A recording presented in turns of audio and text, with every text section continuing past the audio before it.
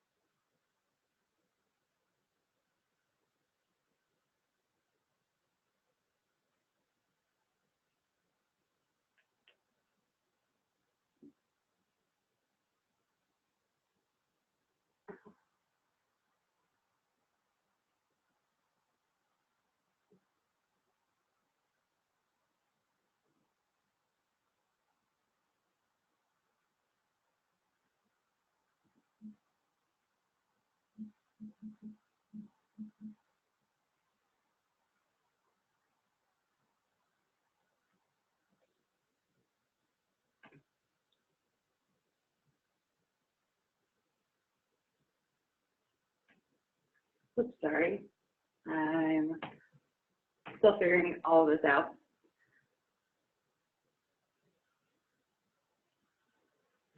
I guess my slides are getting cut off, so I'm gonna.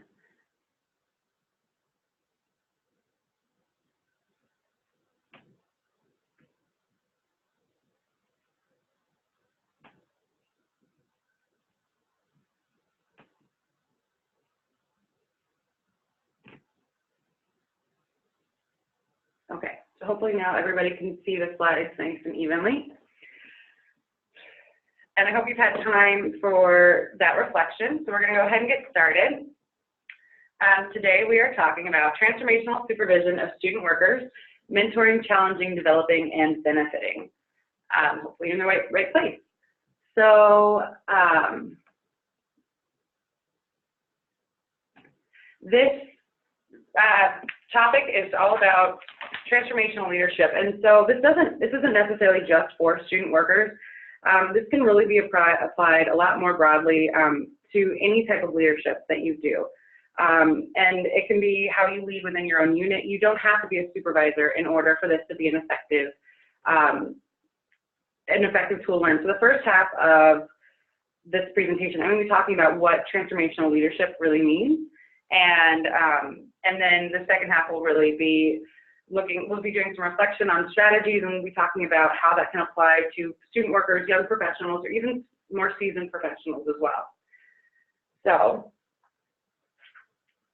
with that,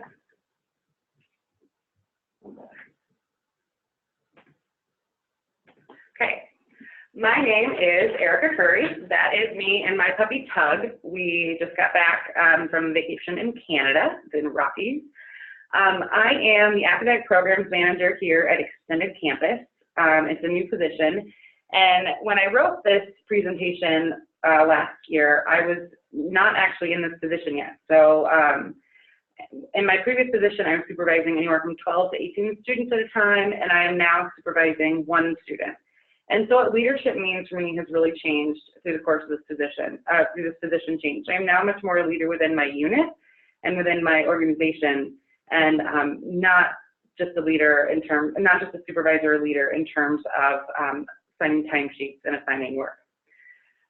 So today I want to pack a lot into an hour. I want, first of all, for everyone after they leave this webinar to be able to describe how eCampus uses mentorship and transformational leadership to develop student workers and new professionals, and also valuable contributors to the unit. But I also want you to be able to recognize your own strategies for providing transformational leadership and evaluate how effective those are. And then I want you to plan some actionable steps so you can apply this research that I'm going to share with you towards student workers, new professionals, or even members of your unit.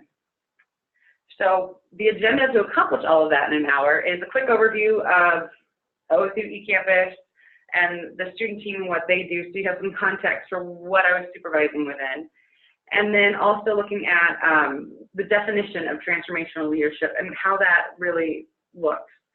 And then my strategies for achieving transformational leadership, and then how you will be a transformational leader. And like I said, I've sprinkled some polls in here, there's some reflection activities, and then I'm going to be brave and we're going to use the chat to try and have a discussion.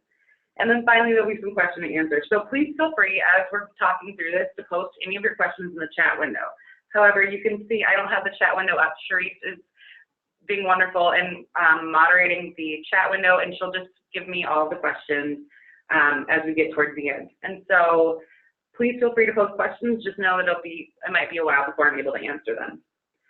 Okay, so really quickly, my sources for this, I am, while working full-time, I'm also working on my MBA here at Oregon State. And so I'm spending a lot of time studying organizational behavior and leadership. And it's been a really rewarding and enriching experience. And so I've been getting a lot of, so the 2 main sources that I'm using for this material are coming from things that I've gained through my MBA. And so not only do I have 5 years of supervising experience, and then I also I was in the Army, and so I had leadership training through them. So I have this really interesting, multifaceted look at leadership and leadership research and best practices and where they fit in different organizations.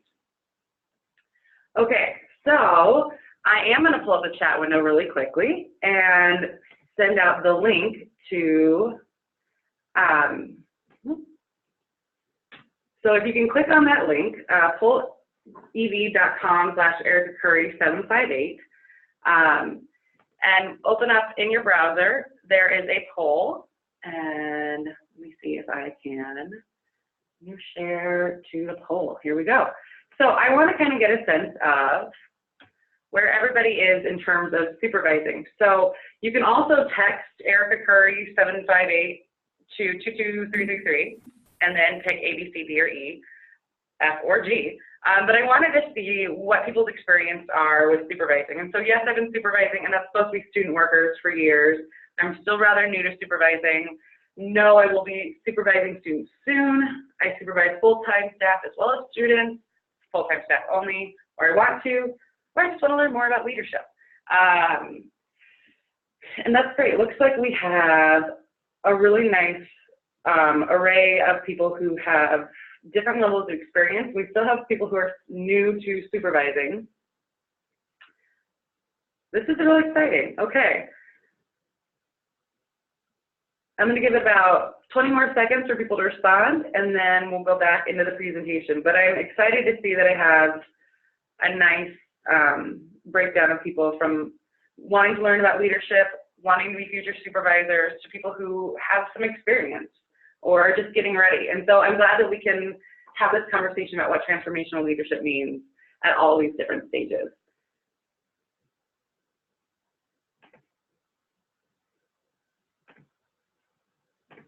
All right, so I'm going to go back into this presentation. So switching gears, I want to explain a bit about who I am or where my student workers sit inside of Oregon State. So we've got Extended Campus, which is this division that includes the non-credit professional and continuing ed. It includes summer session, it includes like Open Oregon State, which is OER resources for students.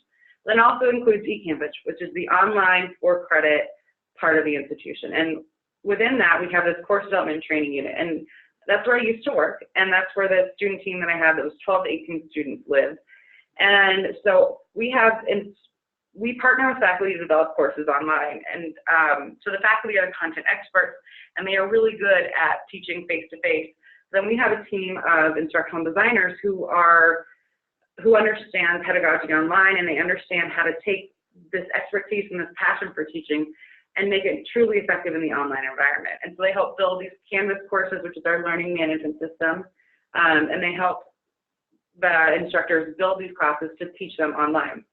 And the student team then supports the instructional designers. And I've now moved into a new unit, which is still in the process of being named. One name idea that we have thrown out there right now is Programs and Organizational Insights and Effectiveness, which is a bit different, and it's talking about organizational effectiveness and data insights and that sort of thing. And so my position is really transformed from being troubleshooting and training faculty and supervising students to serving more of my internal organization instead of the faculty members externally. So my student team, and I have their permission to show this picture. This is, we went out for lunch one afternoon, and so this is our end of the term get together. And I've got, at any point in time, I would be supervising anywhere from 12 to 18 students.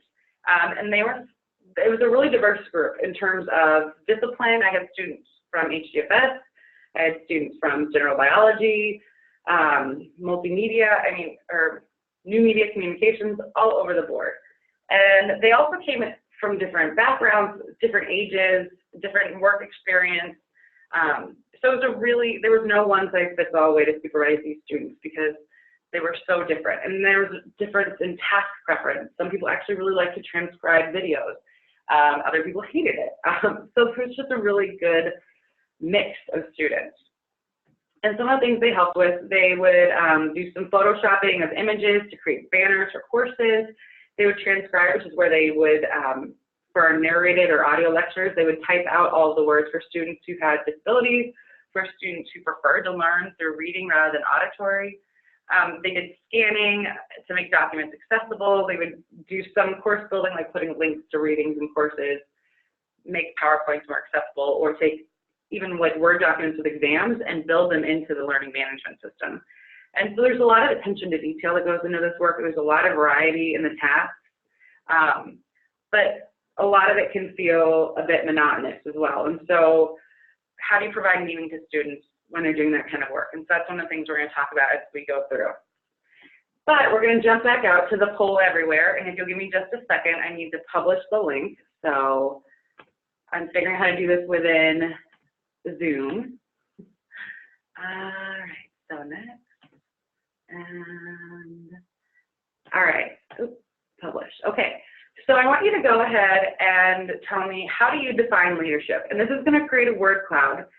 So keywords more than sentences because it won't respect your sentence structure at all. Honesty, great word. How else do you define leadership? Trust, nice, absolutely. Mentorship, confidence, engage, okay. Oh, this is good. Keep them coming. Oh, honesty is coming again. That's great.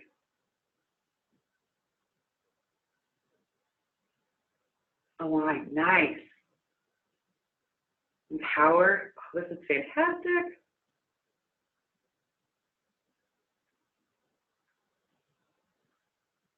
Okay, so what I'm getting out of this is you all don't need me. Go on and go forth. This is great. Transparency coaching, encouragement, confidence, support. No, this is fantastic. Thank you. Okay, so the poll is full and no longer accepting responses. Okay, that was amazing. I wanted to just take a minute, and it seems like I don't even need to say this, but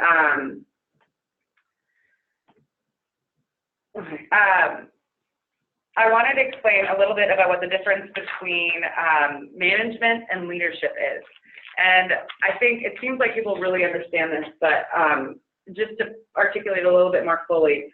So management is controlling a group of people to accomplish a goal. And so it's control-based and getting them to accomplish a goal.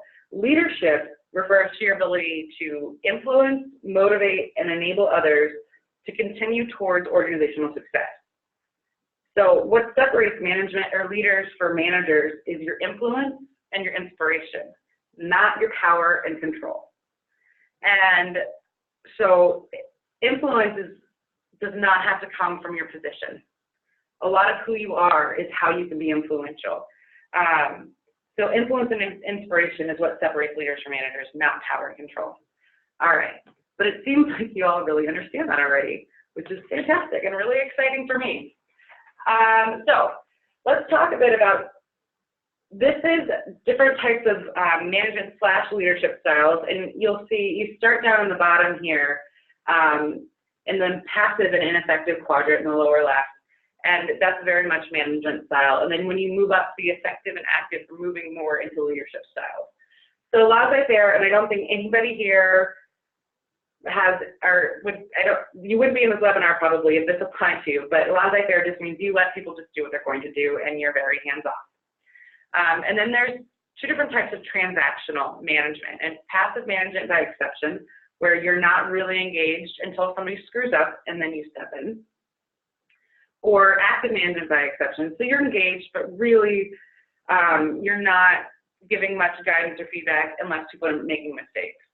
And then you've got contingent rewards. So you're setting goals for your employees and you're rewarding them when they meet those goals. But again, it's very much just management and transactional. They meet the goal, they get the reward. You get into transformational, and now you're going into leadership. And so what does transformational mean? Transformational leadership is a pattern of behavior where you're inspiring your followers, and I really want you to key in on the word followers, not your supervisees, not your reportees, your followers, to commit to a shared vision that provides meaning to their work. And then you're being a role model, somebody they want to emulate who helps them build their own potential and view problems from a new perspective. So you're challenging their way of thinking. And what's so important about this idea of followers is that you don't have to be a supervisor to be a transformational leader. And that's one of the things that has really resonated with me in this new position is, you know, I'm coming from where my leadership was really with my students.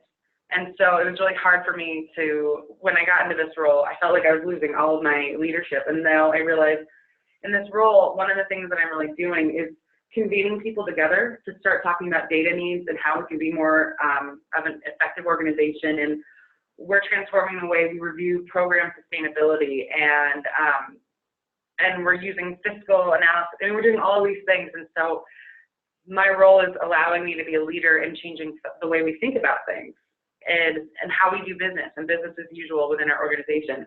And so it's a much different kind of leadership, but it is still a leadership position in its own way. And so, and I'm getting people around this shared vision of data-informed decision-making, and how does that connect to what they're doing. And so I'm literally just convening people to do that part for me and tell me, what data do you need to make effective decisions, and how does that cross organizations or cross units within our organization? And then I'm trying to just emulate that in the work that I do.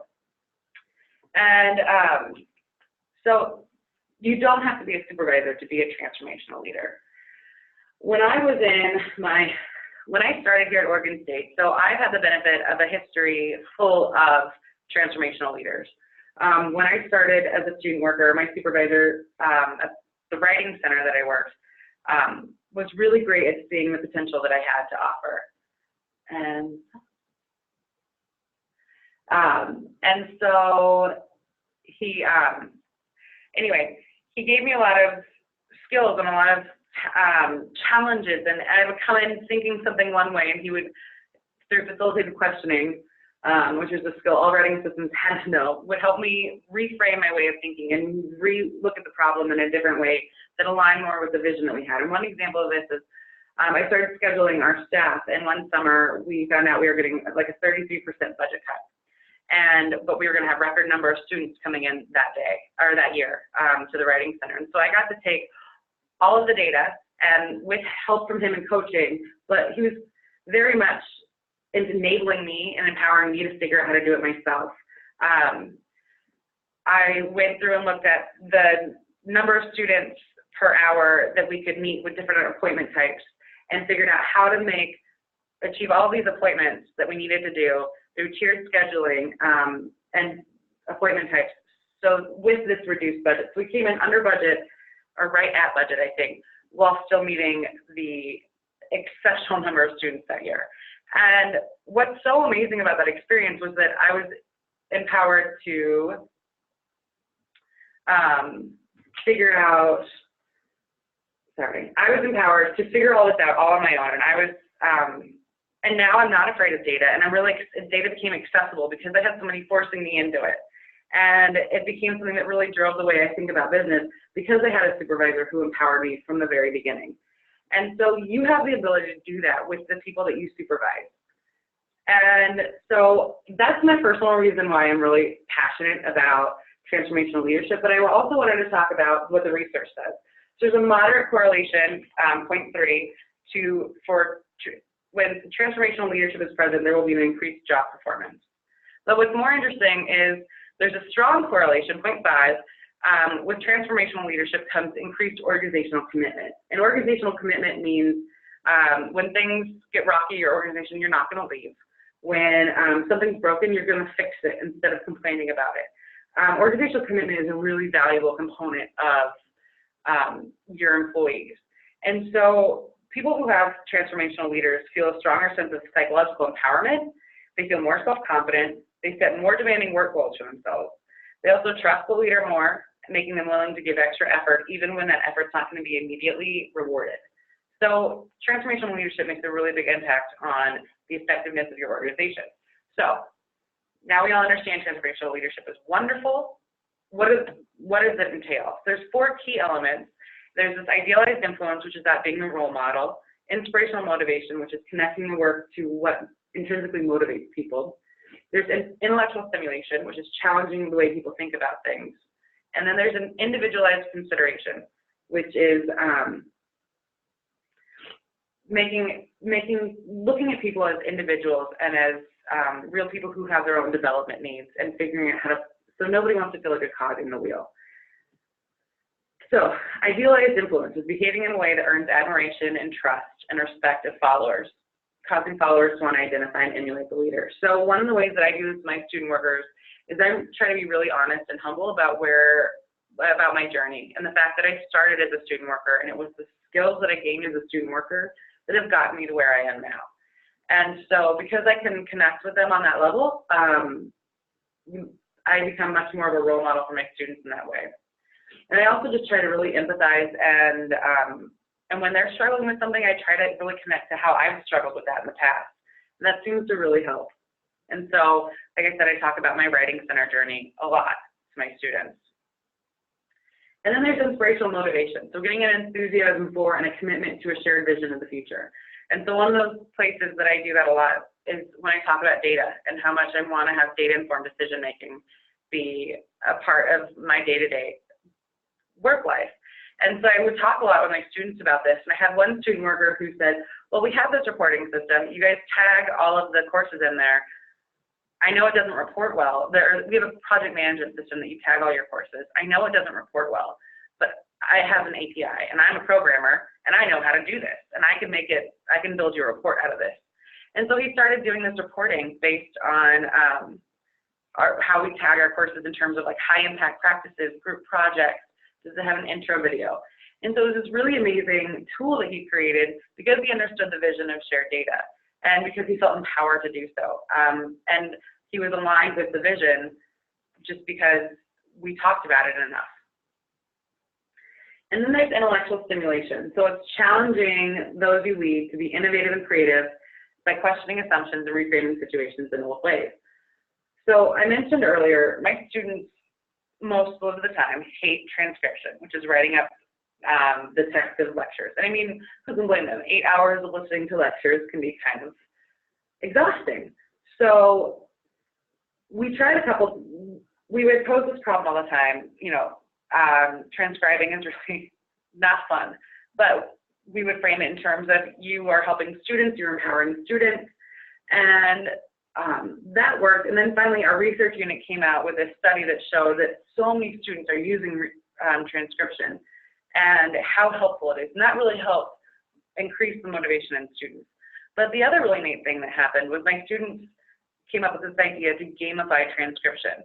And so they came up with this idea for a transcription tracker, and they tried to make it look like Candy Crush, which was popular 20 minutes ago. And it is, so they get to put in like fun facts that they learn during the lectures. They track how many hours they spend on what subjects. They get badges for certain subjects, they get badges for hours. You'll notice the tagline is pretend you're having fun. And so they really tried to think of transcription in a whole different way instead of as this odious chore, as something funny and fun to be doing, which is it was really innovative. And then finally, there's individualized consideration. So helping those who lead achieve their potential through coaching and development and mentoring, but then also looking at them as unique individuals with specific needs, abilities, aspirations. So nobody wants, like I said earlier, nobody wants to think of themselves as a cog in a wheel. They want to feel like they have irreplaceable value within your organization. And when people feel like they have value, they're going to work harder and show you that value. It's a self-fulfilling prophecy at that point. And so I had two student workers who were business information systems students, which means that they build databases, basically. And my supervisor had the need for a faculty training database to track all faculty training. And so these two student workers, we were able to leverage their skills in BIS, business information systems, because they had told me that they really wanted more experience with it, with building things. We were able to leverage that to build us this fantastic database that tracks faculty training. I mean, and it's not the most amazing thing in the world, but it's a really useful tool that we now have.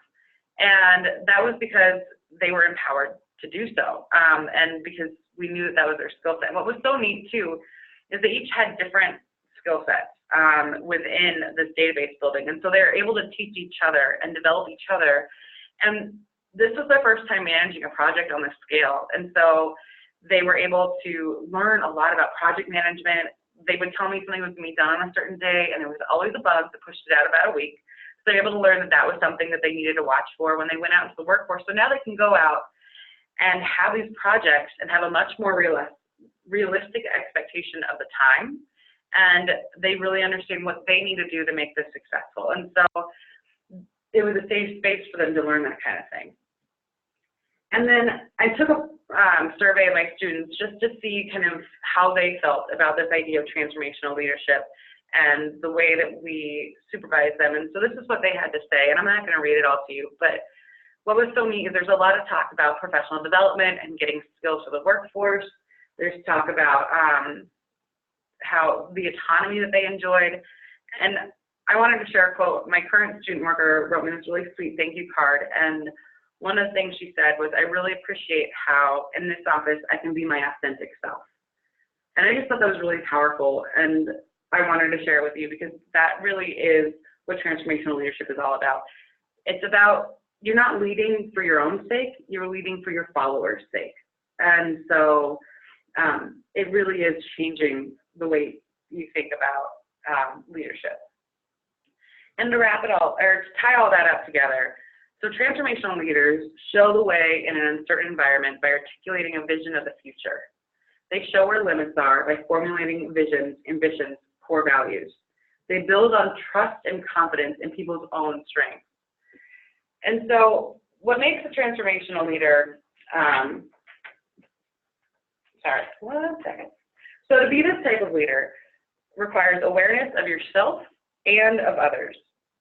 And it requires you to regularly craft and refine your vision while ensuring that it matches not only with the needs of the organization, but with the people that you are the leader, that you are leading. All right, so that was our introduction to transformational leadership, and I realized it was a lot of information. And so now I want everybody, if you've opened up your email, go ahead and close that back down if you're comfortable with that. Flip your cell phones over, pull up a Word document or your notebook, and start writing out. I want you to kind of connect what we just talked about with transformational leadership. How did that connect to the person that you thought of earlier as your best leader? Did they show attributes of being a transformational leader? And then what do you think the strengths of that are, of transformational leadership? What do you think the challenges are? And then how do you see yourself connecting to transformational leadership? Do you think you do that already? Or do you think you could do that? And how can you grow into that? So I'm going to give you about 3 minutes to do that, and then we'll come back together.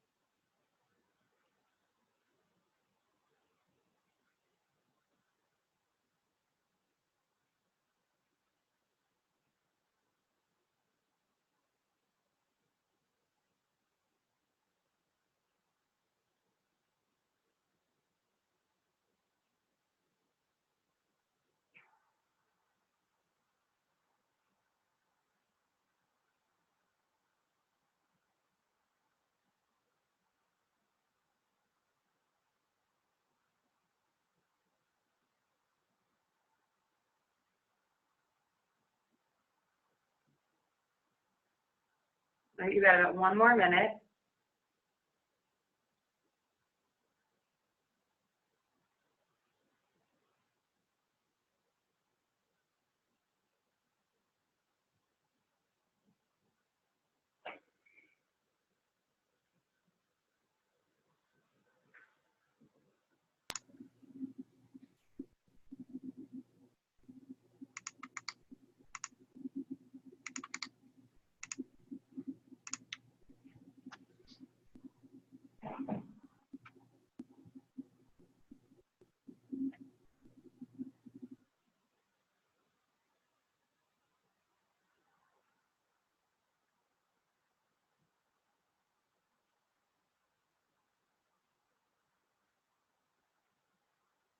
Okay, about 30 more seconds.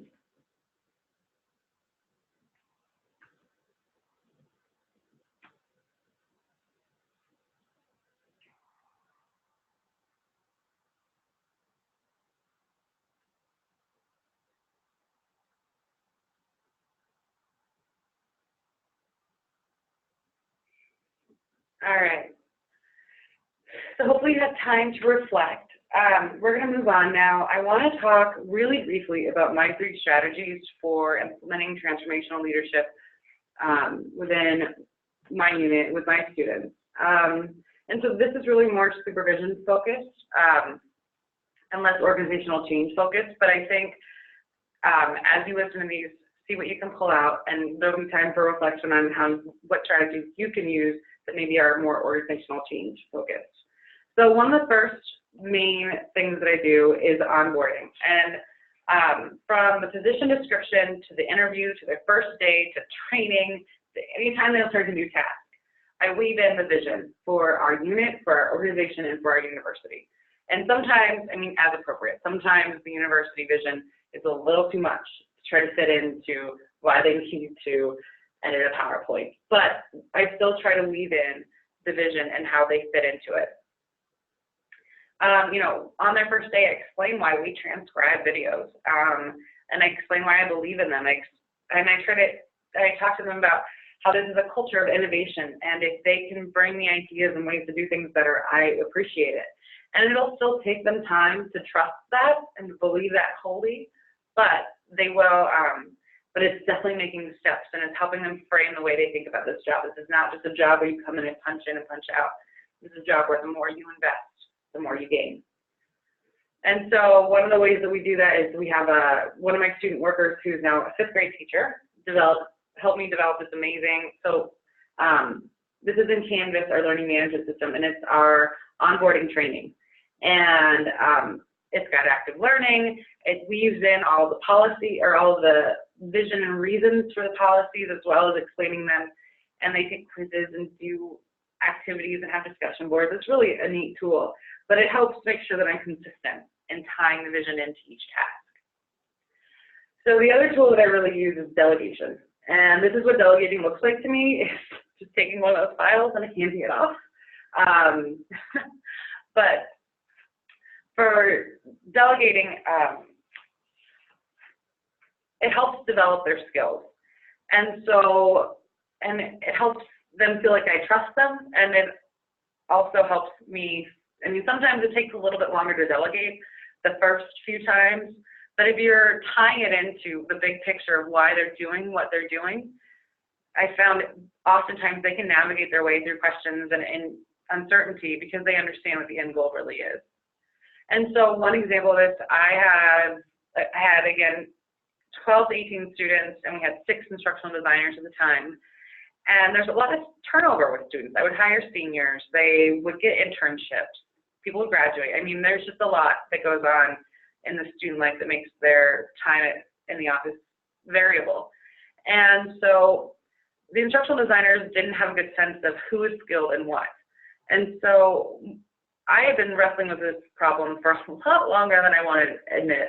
And I posed it to 2 student workers, and they came back with this idea where students log the hours they spend on each task. So then, pardon me, it shows in there in this spreadsheet. And you can see who has a lot of experience building exams, who has a lot of experience transcribing, and number of courses built, et cetera. And so what's really helpful about that is that now you can see if you need something to get done really quickly, who has a lot of experience in that. Whereas if you want to spend more time and you want to develop somebody, you can see who has time or who needs to learn this task. And then finally, there's mentoring. And that's the final piece for me. And I would love to sit here and tell you that I was able to do check-ins monthly or term-based with my student workers. But to be honest, that was never possible. I would meet with them maybe about once a year. But one of the things that I would do instead is I would make a point every week at different times during the day, different times during the week.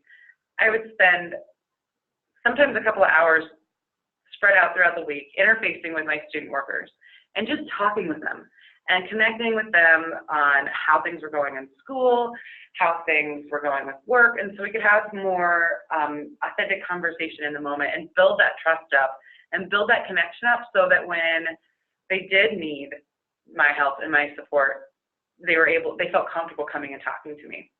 And it also helps a lot with on-the-spot things. And it's funny, and maybe this isn't a surprise to anybody else, but I was really surprised when I started, or when I really started mentoring these students, the wide range of things that we would talk about. And so anywhere from like academics, one student needed an internship, and I happen to know from my time as a student that their student worker job often could be counted as an internship. And it was, and now he works for us full time. And then there's also like work mentoring. And so what is professionalism? What do you do when you're not getting along with somebody in the office? So instead of coming in and, correcting people's behavior, I would try to coach them through how do you manage this in a workplace? How do you, when you're dealing with somebody who's difficult to work with, how do you respond to that? And then also coaching the student who is maybe harder to work with and saying, how do you become easier to work with for your employees, so that when they went out into the workforce, they were set up for bigger success. And the other aspect to it that was surprising to me was how much personal mentoring I did. I mean, we talked a lot about mental health issues. We talked a lot about women in male-dominated fields. We talked a lot about social justice growth and how, because one of my big expectations in our unit was that this was a place that was inclusive and equitable to everyone. But I also understood that my students weren't going to wake up and immediately understand the nuances of where they created barriers or where there were barriers for others. And so we spent a lot of time talking about and trying to create a safe space for them to learn about that and become more aware, while also ensuring that we were being inclusive and equitable to people who were experiencing those barriers. And so it really provided this rich conversation where people felt safe on both sides. I don't know if I could ever recreate it. It might have just been an amazing group of students, but it really was a place that I did a lot of mentoring that I felt really rewarded by. Okay, so now those are my quick strategies, but I want you to take about 2 minutes, maybe 3. Yeah, let's do 3 minutes on what strategies do you currently use to provide transformational leadership, what could you use, and what are some of the challenges regarding leading students, young professionals, or even leading organizational change within your unit.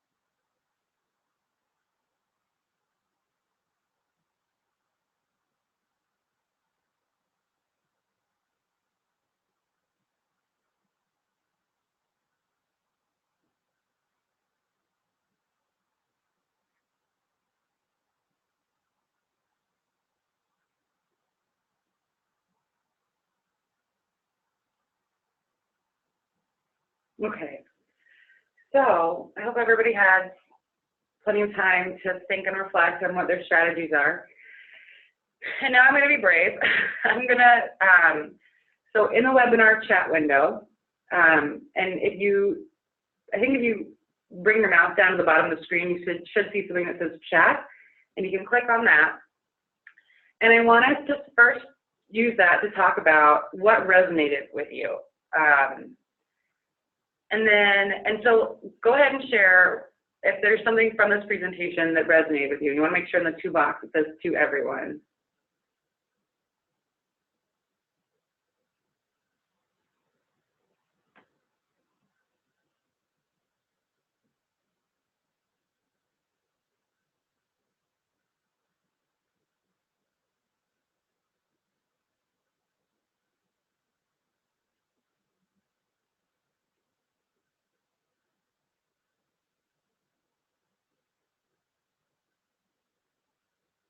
Okay, when people feel they have value, they will work harder. Absolutely.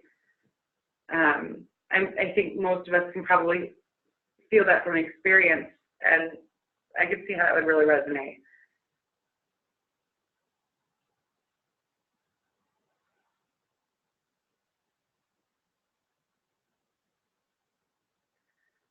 Okay. I haven't felt confident to actually do it, but this presentation has given me a push to try. That's really exciting, and I'm glad to hear that, Amanda. Mentoring aspect is very open-ended. It can include something as simple as meeting and discussing whatever is valuable to the student. Absolutely. And one thing I wanted to mention that I forgot is one of the big things I do with my students is take PDs of jobs they want when they graduate and reverse engineer them and look at what skills that they still need to get and how they can accomplish those in the work that they're doing here. Okay, good. Yay. Thank you. Transformational leadership requires awareness of self and others, and you can continue to craft and refine your vision. Oh, good. I'm glad. Thank you, Melanie. I've always been kind of nervous about sharing the fact that we talk about how to be a social justice warrior and just what social justice is. But oh, I'm so excited you're inspired. Thank you, Wynn. Okay. And thanks. Yeah, the PD reverse engineering has been really helpful for the students. Oh, good. I'm glad that this gave validation, because I feel like a lot of these people in this group are people who want to fight for students, and I hope that this gave you tools on how you can do that more. Okay, so now I want to know, and if you have more that resonate with you, please feel free to continue to share, but, and I don't want to stop that, but what changes do you want to make to your unit? And if you feel comfortable sharing, please share it in the chat, but I also understand if you don't, then maybe this is something you just write on your Word document as something to keep for yourself. But are there changes that you want to be making in your organization that you feel like you have the power to do so, the influence, I should say, the influence to do so?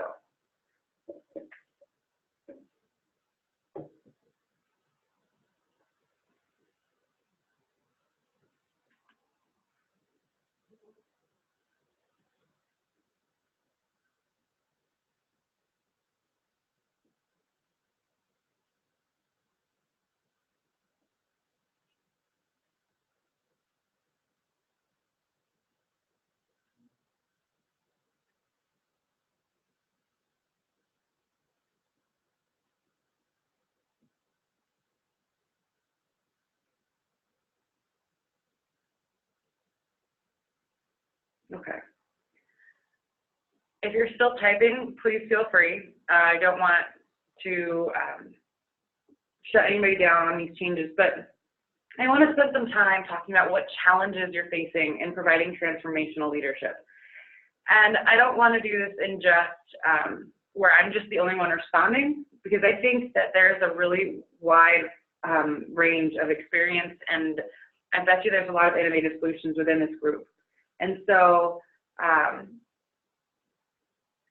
I'm glad to hear that, Jennifer. Thank you. So, but please feel free to any challenges that you feel that you have experienced or you're worried you'll experience, and then if other people have innovative solutions, please feel free to respond to those too.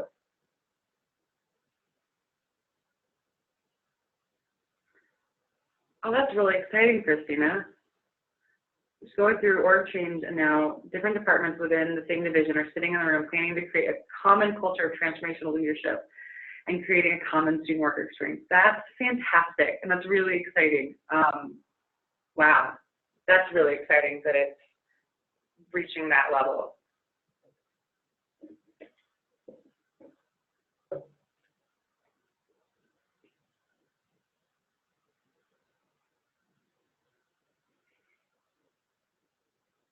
Ooh, how do you maintain the balance of being their mentor, but also keep your authority? Okay. So if anybody else wants to respond to that, please feel free. So one of the things that's really interesting about authority and leadership is there's a lot of different kinds of power that you can have. And so it's really about what kind of power you want. And there's a lot of literature right now on something called humble leadership. And I have to thank Dr. Jiwan-Cho for teaching me all about this. But so humble leadership is the idea that you're not, I mean, there's a lot of aspects to it, but it's about you're not looking for authority and for power, you're looking to empower your employees. And because of that, your employees will follow you to the end of the earth. And so it really, so being their mentor, being able to provide them with feedback, being able to help align them, they will look to you as a person of influence and inspiration, and that will then give you power in terms of leadership, if that makes sense. And so it really is, this is where having a webinar is really difficult, but it really is about what you mean by power. And so I would recommend looking into concepts like humble leadership, and I mean, I'm trying to remember the different types of power, but there's like expert power, referent power. And so very little power comes from your actual position. And so what are you trying to do with that authority, I guess, is the next question. Are you trying to align people? I mean, one of the great things about transformational leadership is that your power comes from the fact that people feel valued by you and they want to work for you. And so that has so much authority and power in and of itself. And so it's a different way to look at what leadership is. So humble leadership, that was not the author. Jiwan-Cho is the person who taught me about humble leadership, but and she's a leadership researcher and professor here at Oregon State.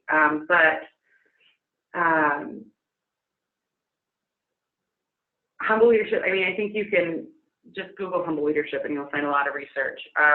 Harvard Business Review also has a lot of literature on it. And if you send me an email, I can send you a couple really good articles on it. I should have those prepared. Whoops, I don't. But then at the end of this, send me an email and I'd be happy to share the articles on humble leadership. Helping be supportive while also preparing these students for future job environments.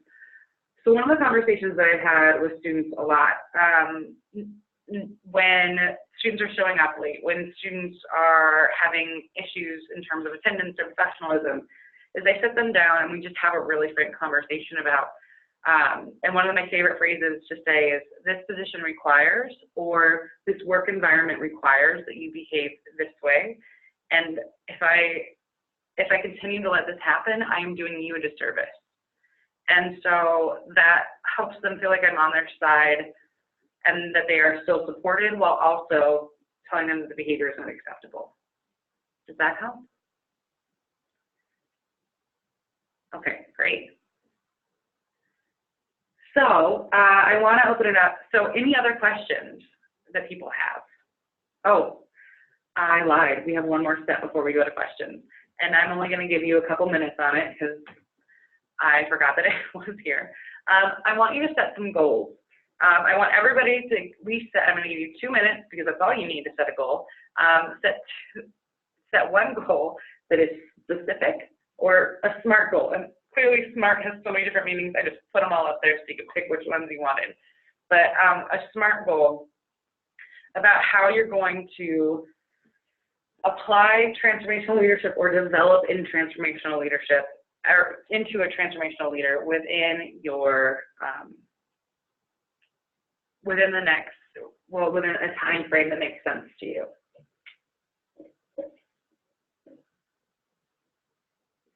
And if you just want to start with one, you can do more goals down the road. I mean, maybe you have 10 minutes after the webinar, maybe a couple more goals.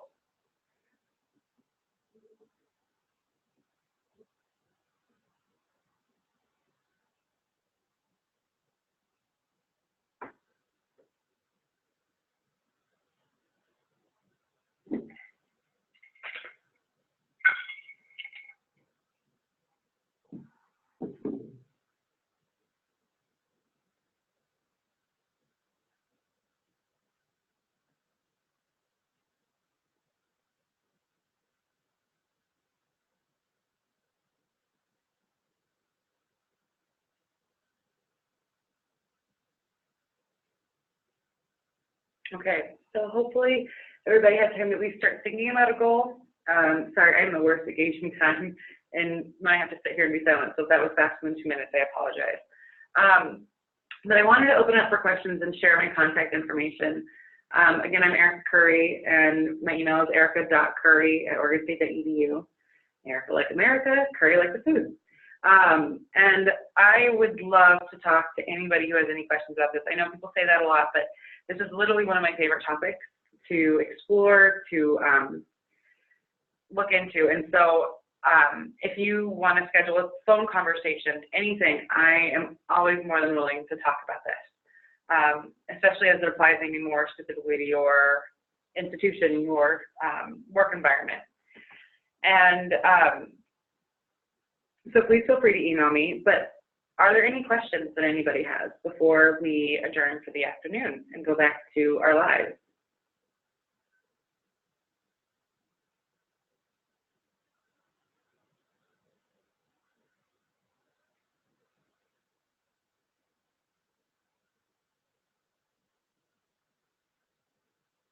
Oh yeah, type the questions in the chat box, sorry.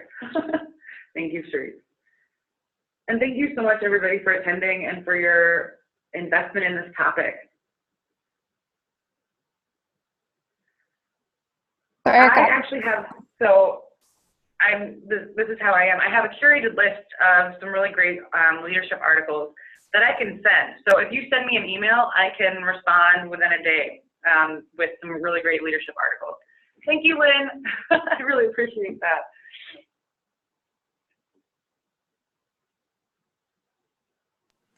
So this is Sharice again, sorry. So can you hear me? Yes, I think oh, okay. I didn't mean to interrupt, but it looks like everybody's saying thank you and like everything. So you've done a great job, Erica. Thank you so much. I guess I had one quick question. So as people work on transformational leadership, like how would you, not all office cultures, not all colleagues will be looking towards the same thing.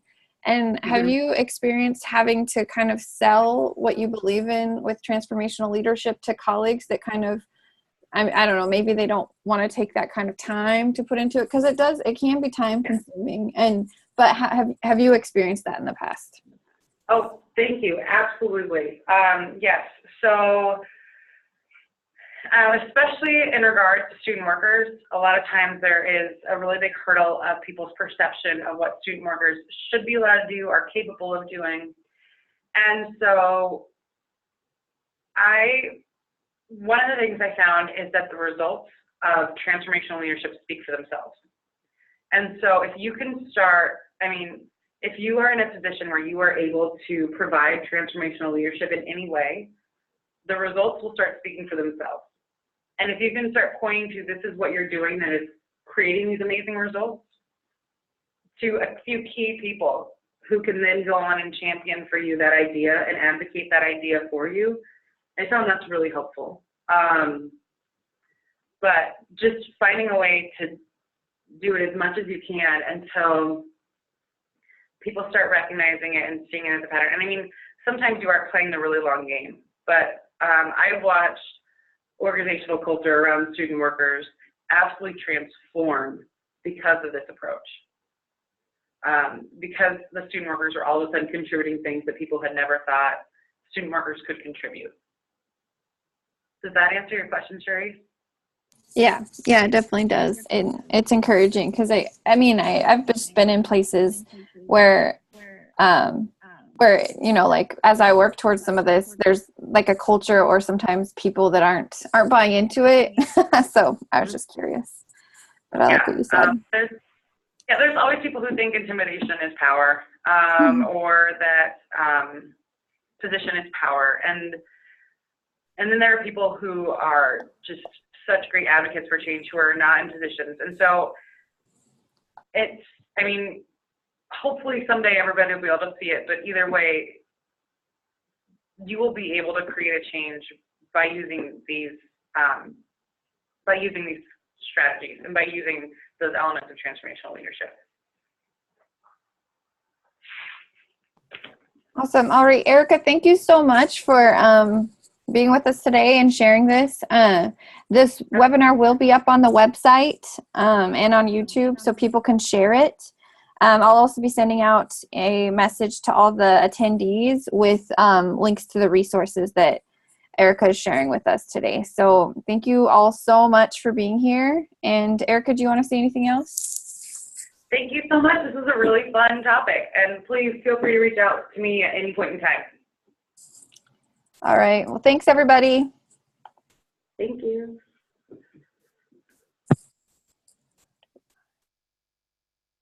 How do I stop?